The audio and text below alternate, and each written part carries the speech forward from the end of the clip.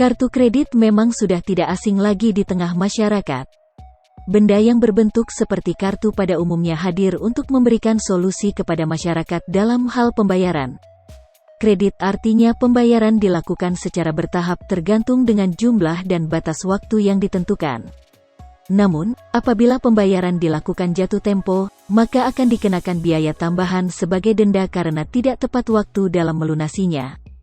Lantas, apa hukumnya menggunakan kartu kredit dalam Islam? Berikut ini penjelasan Buya Yahya yang dibagikan melalui kanal YouTube Al-Bahjah TV. Terkait hukum menggunakan kartu kredit berangkat dari pertanyaan berikut ini. Bagaimana hukumnya menggunakan kartu kredit, namun dibayar lunas pada saat ditagih dan bagaimana menyikapi undangan dari keluarga ke restoran yang kita tahu membayarnya menggunakan kartu kredit, tanya seorang jemaah. Menanggapi hal ini, Buya Yahya memberikan penjelasan yang tegas dan lugas. Buya Yahya menyederhanakan arti kartu kredit yaitu berhutang untuk membayar sesuatu dengan kartu, kemudian dibayar dengan uang.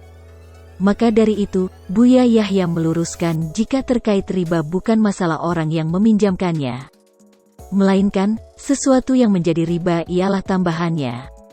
Jadi kalau kita menggunakan kartu kredit 10 juta, kalau bayarnya 10 juta tidak dianggap sebagai riba, ini untuk tolong-menolong yang baik, ungkap Buya Yahya. Kemudian kalau 3 bulan bayar benar, maka tidak ada tambahannya, kalau telat baru ada tambahannya, disinilah itu akan riba muncul nanti, jelasnya. Namun, jika berdalih membayarnya akan tepat waktu, justru itu membuat diri sombong di hadapan Allah. Kamu yakin bakal punya duit, itu kurang ajar kepada Allah, memang kamu pasti bisa membayar 3 bulan, bisa saja nanti ada rumahmu kebakaran gimana, jangan mendahului Allah, terang Buya Yahya. Oleh sebab itu, Buya Yahya menegaskan jika awal mula munculnya riba dengan adanya jangka waktu yang apabila tidak bisa dipenuhi maka akan mendapatkan denda. Maka biarpun Anda belum membayar tambahannya, Anda ikut dalam grup riba di situ, jelas Buya Yahya. Dan tidak semua bisa membayar seperti Anda telah sombong mendahului Allah seolah-olah pasti bisa membayar, tambahnya. Maka, Buya Yahya menyampaikan mengenai utang piutang yang diatur dalam Islam. Indah dalam Islam itu, kalau Anda meminjamkan uang kepada seseorang, kalau orang tersebut tidak bisa membayar, tidak boleh Anda minta tambahan, jelas Buya Yahya. Karena fakir betul, wajib dikasih tempo untuk membayarnya, jelasnya.